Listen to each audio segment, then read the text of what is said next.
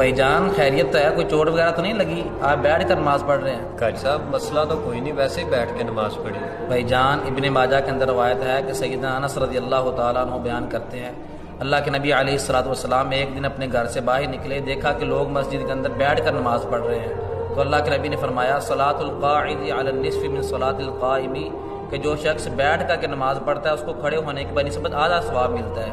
تو بھائی جان بلا عذر آپ کو بیٹھ کر نماز نہیں پڑھنی چاہیے۔ حضرت عمران بن حسین رضی اللہ تعالیٰ عنہ سے روایت ہے، انہوں نے رسول اللہ صلی اللہ علیہ وسلم سے سوال کیا کہ آدمی بیٹھ کر نماز پڑھے تو کیا حکم ہے؟